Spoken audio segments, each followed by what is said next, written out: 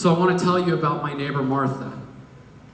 Martha was really the person, about a couple of months before Band of Angels really began, that began Band of Angels without herself knowing. She showed up. Martha was married to her husband Don for 50 plus years. She showed up one day at my store a couple of months after Don had passed away. And she walked in and she had in her hand a clarinet. And she said, you know, I don't know exactly what to do with this clarinet because this was Don's clarinet. And he played it and he loved it. Do I sell it? Do I give it away? What do I do?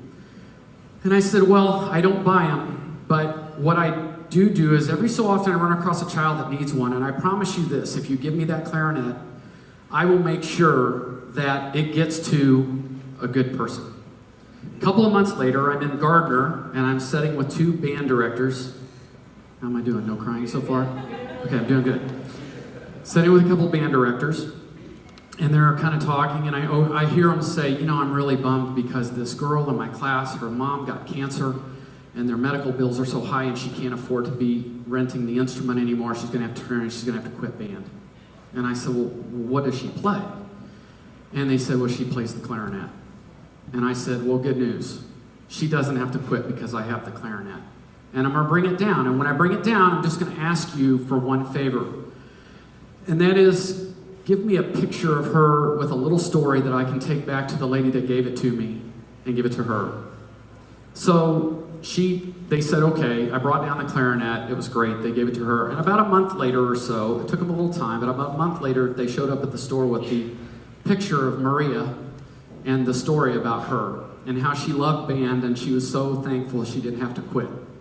Okay, I'm almost going to go. Okay. So I waited a couple of weeks, and Martha lived down the street from me. She was in her 80s. And one morning I decided, you know, I'm going to go for a walk. I'm going to take this thing down to Martha. And so I go down and knock on the door, and Martha lets me in. And she's like, oh, come in. You know, she's 85, doesn't get a lot of visitors. Come in. I'll make you food. I'll buy you a car if you'll stay. Come here. You know. And so we sat for a little while and we talked. And I said, well, I have something for you. And she said, what? And I said, do you remember Don's clarinet? She said, sure. And I said, well, I want to show you who got it. And I handed her the picture. Now, what happens if you cry? Where do we go from there? So I handed her the picture and I said, this is who got the clarinet. Her name is Maria. And she kind of slumped into the chair a little bit, dropped her shoulders and started to cry.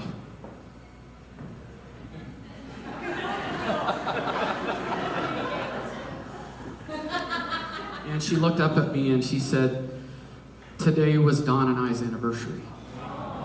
This is true. And so I said, well, isn't it wonderful that Don was able to find Maria with that clarinet today? And she said, that is so wonderful. And so now you've heard the need. The song that we just heard them sing was called You Will Be Found. I want you to look up here and I want you to think about who will you help be found. So thank you, and I made it, but thank you for coming. Thank you for all the people that have been here for so many years and continue to make this happen. Thank you.